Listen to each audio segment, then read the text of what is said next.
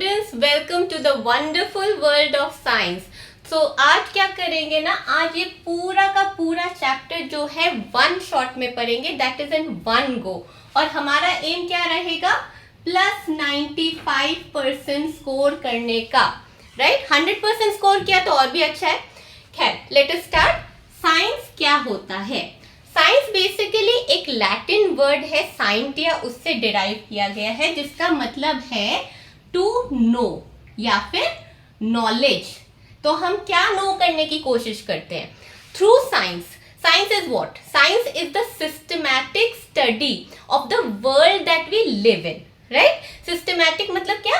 Structured, organised, right. और वो study हम किसके थ्रू करते हैं? 4 कंपोनेंट्स है डियर स्टूडेंट्स, उनको अच्छे से याद करना है. पहले तो समझ लो वो 4 कंपोनेंट्स क्या क्या है. साइंस इनके बगैर अधूरा है. फर्स्ट कंपोनेंट है क्यूरियोसिटी. Curiosity, right. क्यूरियोसिटी का मतलब क्या? क्यूरियोसिटी मतलब जानने की इच्छा. तो हम चीजें जो है जानने की कोशिश करते हैं, हम आस्क क्वेश्चंस करते हैं, right. Curiosity is asking questions, right. We ask questions. And what about the next component? The next component is observation. The next component is observation. Observation का मतलब क्या सिर्फ देखना होता है? नहीं होता. Observation का मतलब होता है looking at things with utmost attention and an intention in mind. मतलब कीवर्ड क्या हो गया? कीवर्ड हो गया attention, right? कीवर्ड हो गया attention, right? Next is experimentation. नाम सुनते ही क्या लगता है? लेबोरेटरी से रिलेटेड है, राइट. तो एक्सपेरिमेंटेशन, तो इसमें क्या करते हैं हम? ऐसी एक्टिविटीज करते हैं, स्ट्रक्चर्ड एक्टिविटीज करते हैं लेबोरेटरी एपरेटस के थ्रू जनरली, जिससे कि क्या होता है, हम क्वेश्चंस को सॉल्व करने की ओर बढ़ते हैं through experimentation. Now fourth component that we are going to also study is about analysis, which is an important part of science, right, of the scientific method. Analysis का मतलब क्या है? जो भी रिजल्ट हमको मिला, ठीक है, रिजल्ट हमको मिलता है तो हम क्या करते हैं, उसको छोटे छोटे हिस्सों में बांट लेते हैं. छोटे छोटे हिस्से में ब्रेक करना, जिससे कि क्या होता है, कोई भी स्ट्रक्चर हम स्टडी करते हैं, कोई भी प्रोसेस हम करते हैं ना, तो वो प्रोसेस को अच्छे से वी कैन अंडरस्टैंड. छोटे छोटे पार्ट्स में डिवाइड करेंगे तो अच्छे से अंडरस्टैंड होगा, और उससे क्या होता है, we can validate our observation, right. हम ऑब्जर्वेशन को जस्टिफाई कर सकते हैं कि हाँ, एनालिसिस हो गई, मतलब जो हमने सोचा था वो है, थ्योरी प्रूफ हो गई. तो अभी क्या करना है, अभी हमें साइंटिफिक मेथड, ये 4 कंपोनेंट्स जो है साइंटिफिक मेथड के कंपोनेंट्स है, राइट. वो साइंटिफिक मेथड भी पढ़ेंगे. इस पर्टिकुलर चैप्टर में साइंटिफिक मेथड से रिलेटेड क्वेश्चन आता ही आता है, तो पढ़ना होगा. पर उसको टेकअप करने से पहले 2 और टॉपिक्स है जिसके बारे में क्वेश्चंस आते हैं. Let us do that also. तो 2 ऐसे टॉपिक है जिससे क्वेश्चंस निकल के आता ही आता है, एक्चुअली सब टॉपिक है. क्या है? First is that science is everywhere. क्या है? साइंस इज एवरीवेयर, यानी कि साइंस सब जगह है कि नहीं स्टूडेंट? साइंस सब जगह है. छोटे से छोटे लीफ में साइंस है, ठीक है, और बड़े से बड़े स्टार्स में साइंस है. जो फंडामेंटल यूनिट ऑफ लाइफ है, सेल, कितना छोटा है, उसमें भी साइंस है, राइट. और आपको ऐसे क्वेश्चन में justify that science is everywhere करना क्या होगा, आपको एग्जाम्पल्स देने होंगे, राइट. लीफ का एग्जाम्पल दीजिए, सेल का एग्जाम्पल दीजिए, पर्टिकुलर जगह के एग्जाम्पल. फॉर एग्जाम्पल किचन, ये आपके एनसीईआरटी बुक में भी मेंशन है. Kitchen one of the biggest laboratories on this planet, right. तो किचन में क्या होता है? किचन में छोटा सा एक एग्जाम्पल ले लीजिए, वाटर बॉयल होता है, राइट. वाटर बॉयल होता है, water boiling is also science, right. और वाटर को अगर सब जीरो टेम्परेचर में रख दे तो आइस में कन्वर्ट हो जाता है, right. That is also science. Also we can give example of playground. Playground में क्या होता है? प्ले ग्राउंड में झूले होते हैं, राइट माय डियर स्टूडेंट्स. सबको पता है, सबको मजा आता है ना प्ले ग्राउंड में जाते हुए. तो प्ले ग्राउंड में झूले होते हैं, और झूलों में क्या होता है? मोशन होता है, मूवमेंट होता है, ठीक है। तो स्विंग्स में अलग किस्म का मोशन होता है, ऑसिलेटरी मोशन, स्लाइड के थ्रू जाते हैं, लीनियर मोशन, राइट। तो साइंस तो सब जगह है और ऐसे वाले क्वेश्चन में आपको देने हैं एग्जाम्पल। नाउ सेकेंड टॉपिक क्या है? सेकेंड टॉपिक है, सब टॉपिक क्या है कि science is a huge unending puzzle. तो साइंस क्या है? एक ह्यूज अनएंडिंग पजल। देखिए वर्ड्स पे ध्यान दीजिए, ह्यूज अनएंडिंग पजल।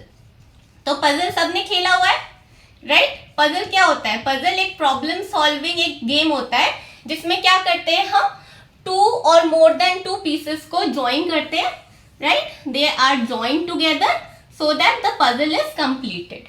अब ऐसे ही पीसेस सोचिए, multi million, in fact innumerable pieces of puzzle, they make a huge puzzle which is incomplete, that is the world. और साइंस क्या है? Science is understanding the world. Science क्या है? Understanding the world. और पूरी तरह understanding the world is possible? It is an impossible task, है ना। क्यों इम्पॉसिबल है? क्योंकि वर्ल्ड कितना वास्ट है, क्वेश्चंस कितने सारे हैं। फर्ज करो अगर आपने किसी क्वेश्चन का आंसर निकाल दिया, you discovered something new, but from that new questions will arise, right. even if you discover something new, right, then from that what will happen? New questions will arise, and when new questions arise, further scientific methods are applied to solve that problem. Again you discover something new, again new question arrives. So it is huge, no doubt, because the world is huge, and unending because the questions never end. The process of science never ends. Now let us jump to the scientific method. तो अभी scientific method करते हैं। Scientific method क्या होता है? वो method जो scientist use करते हैं?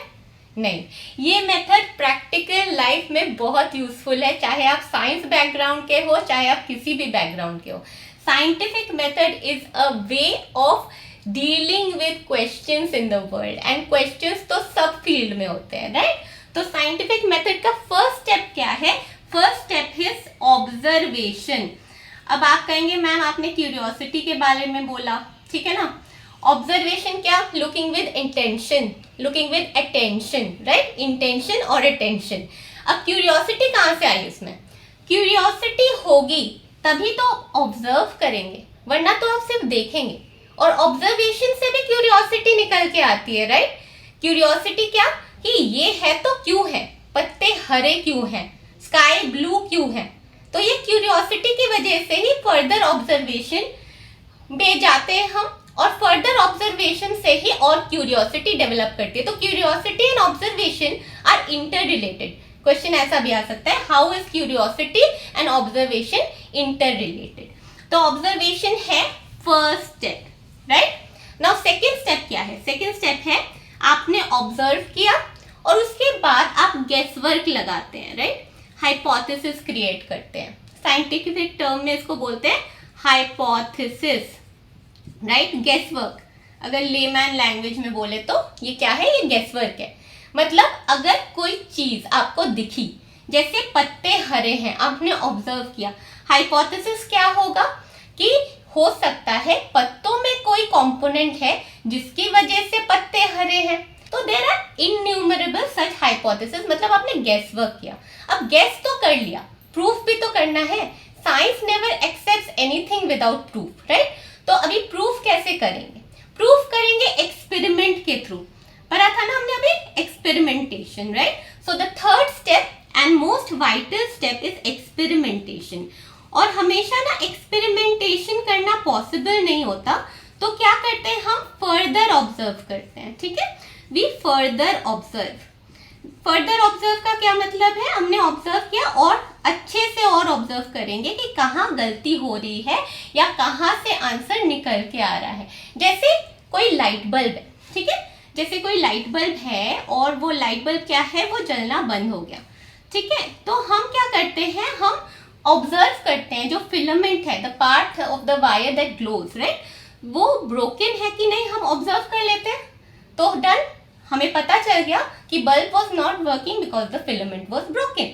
ये बल्ब वाला एग्जाम्पल मैंने क्वेश्चन आंसर सेशन में भी करवाया हुआ है, वो आप देख लेना, मैं लिंक प्रोवाइड कर दूंगी, ठीक है। तो further observation is also required sometimes, right. Now fourth step क्या है, fourth and the final step बताया था मैंने, एनालिसिस, याद है, रिजल्ट को छोटे छोटे टुकड़े में डिवाइड करना, जिससे कि हमारा जो process of scientific study it becomes easier. Process study करने में आसान रहता है, सब कुछ करने में आसान रहता है, स्ट्रक्चर स्टडी करने में आसान रहता है, और अल्टीमेटली क्या होता है, इससे निकल के आती है थ्योरी। इससे क्या निकल के आती है बच्चों, इससे निकल के आती है theory, which actually is the justification of the observation. मतलब अभी क्या हो गया, अभी आपने अपने ऑब्जर्वेशन को जस्टिफाई कर दिया, यस मैम पत्ते हरे हैं क्योंकि एक पिगमेंट है क्लोरोफिल, इसके वजह से पत्ते हरे हैं, right. Now it becomes your theory, now there is no confusion. अब दूसरे हाइपोथेसिस, दूसरे गेसवर्क को हम कंसिडर ही नहीं कर रहे। Hopefully the scientific study is clear to you. Next जो है, हम क्या करते हैं ना, हम एक एग्जाम्पल लेंगे, ओके। तो हम एक एग्जाम्पल लेंगे, एग्जाम्पल में क्या करेंगे, हमारा एनसीईआरटी वाला ही एग्जाम्पल लेते हैं, pen not working, okay. First thing is pen not working, और वो क्या है, फर्स्ट स्टेप हमारा हो गया, क्या है फर्स्ट स्टेप साइंटिफिक स्टडी का, दैट इज ऑब्जर्वेशन, राइट। तो ये क्या है, ये ऑब्जर्वेशन है, pen not working. Now the next step is what, hypothesis. अब आप हाइपोथेसिस क्रिएट करेंगे, गेस वर्क लगाएंगे, दो गेस वर्क लगा लेते हैं, चलिए, कि एक हाइपोथेसिस 1 हो गया, एक हाइपोथेसिस 2 हो गया, राइट। तो फर्स्ट गेस वर्क क्या होगा, दैट इंक इज फिनिश्ड, हो सकता है रिफिल में इंक नहीं है, राइट, इंक इज फिनिश्ड। या फिर सेकेंड हाइपोथेसिस ये हो सकता है कि इंक ड्राई है, हो ही सकता है इंक ड्राई, राइट। तो एक एक करके टेस्ट करेंगे ना, हाइपोथेसिस 1 को पहले ले लेते हैं। थर्ड स्टेप क्या है, एक्सपेरिमेंटेशन, थर्ड स्टेप है एक्सपेरिमेंटेशन, या फिर फर्दर ऑब्जर्वेशन। तो फर्दर ऑब्जर्वेशन में क्या करेंगे, हमने बस पेन को खोलना है और रिफिल चेक करनी है। So what you will do is check refill, right. Now what we will do is check refill, ठीक है। तो अभी आप कोरिलेट कर सकते हैं, कोरिलेट देखिए कैसे करना है, ये देखिए कोरिलेट देखिए कैसे करना है, ये देखिए, pen not working is the observation, ink finished hypothesis, ink dry hypothesis, check the refill is further observation और experiment part. I hope you can relate it. Now next step is check, आपने किया refill, अब क्या पता चला, for instance अभी पता चला कि रिफिल तो सही है, तो फिर तो कुछ और गड़बड़ है ना, रिफिल सही है मतलब क्या, एनालिसिस आपका क्या हुआ, रिफिल इज नॉट फिनिश्ड, ठीक है, या फिर रिफिल इज इंटैक्ट, ठीक है। अब क्या हुआ, इसका मतलब क्या, hypothesis 1 is wrong, why, because अगर रिफिल फिनिश नहीं है तो मैंने क्या गेस वर्क लगाया था, इंक इज फिनिश्ड, तो हाइपोथेसिस 1 इज रॉन्ग, राइट। अब क्या करेंगे, now we will go to hypothesis 2, now will go to hypothesis 2, ink is dry. अब इसको चेक कैसे करना है, एक्सपेरिमेंटेशन या फर्दर ऑब्जर्व करेंगे, राइट। तो कैसे चेक करेंगे इसको, इंक ड्राई है कि नहीं, अब एक्सपेरिमेंट करेंगे, कैसे, अब मेरे को रिफिल जो है रिप्लेस करना है, replace refill, okay, replace refill, आपने रिप्लेस कर दिया रिफिल।